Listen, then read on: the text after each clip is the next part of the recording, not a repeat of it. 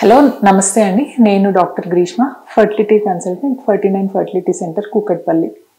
ఈరోజు నార్మల్గా మనం ఐవీఎఫ్ అనేది ఎవరిలో చేస్తామో, సో దానికి ఏమైనా ఇండికేషన్స్ అనేవి ఉంటాయా, సో ఈ విషయం గురించి మాట్లాడుకుందాం. సో ఎప్పుడైతే మన ఫర్టిలిటీ సెంటర్లో కపుల్ వస్తారో అందరికీ ఒకే రకమైన ట్రీట్మెంట్స్ కాకుండా వాళ్ళకున్న ప్రాబ్లమ్స్ని బట్టి, అంటే కొంతమందికి ట్యూబ్స్ బ్లాక్ అనేవి ఉండొచ్చు, కొంతమందికి ఎగ్స్ అనేవి తక్కువ ఉండొచ్చు, అట్లాగే మేల్లో స్పర్మ్ కౌంట్ అనేది తక్కువ ఉండొచ్చు. సో వాళ్ళ ప్రాబ్లమ్స్ని బట్టి, వాళ్ళు ముందు తీసుకునే ట్రీట్మెంట్స్ని బట్టి ఏ ట్రీట్మెంట్కి వెళ్ళాలి అనేది మనం డిసైడ్ చేస్తామన్నమాట. అట్లాగే పేషెంట్కి ఎక్స్ప్లెయిన్ చేయడం జరుగుతుంది. సో ఏ ట్రీట్మెంట్కి వెళ్తే ఎంతవరకు సక్సెస్ రేట్ అనేది ఉంటుంది అని చెప్పేసి.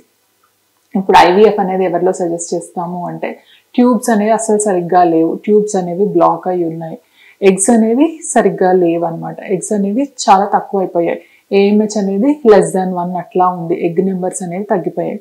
అట్లాగే ఎగ్ నెంబర్స్ బాగున్నా కానీ మ్యారేజ్ అయ్యి చాలా ఇయర్స్ అయింది, ఐఓఐ ట్రీట్మెంట్స్ అన్ని ట్రై చేశారు, అయినా కానీ ఫెయిల్ అయింది.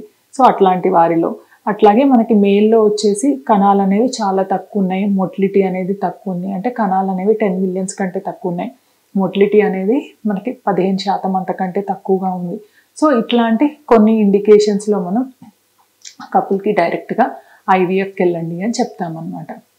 సో ఇట్లా ఐవీఎఫ్కి వెళ్ళినప్పుడు ఏంటి అంటే, మనకి కొన్నిసార్లు మనం అది ఎగ్ క్వాలిటీ అనేది పెరగడానికి ప్రీ ట్రీట్మెంట్ అనేది ఇస్తామన్నమాట.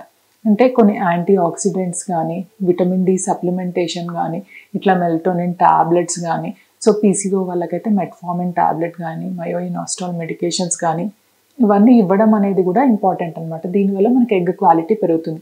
అట్లాగే మేల్కి అయితే స్పర్మ్ క్వాలిటీ పెరగడానికి, అట్లాగే డిఎఫ్ఐ తగ్గడానికి మనం యాంటీ ఆక్సిడెంట్స్ అనేవి స్టార్ట్ చేస్తామన్నమాట. సో దీని తర్వాత మనం అన్నీ చూసుకొని కపుల్కి, అంటే అన్ని హార్మోన్స్, అంటే థైరాయిడ్, షుగర్ లెవెల్స్, ఇవన్నీ బేసిక్ ఇన్వెస్టిగేషన్స్, అట్లాగే ఇన్ఫెక్షన్ టెస్ట్లు, అంటే వాటిని సిరాలజీ అంటాం అనమాట. ఇవన్నీ చేసి అన్నీ బాగుంటేనే మనం ఐవీఎఫ్కి ముందుకెళ్ళండి అని చెప్తాం.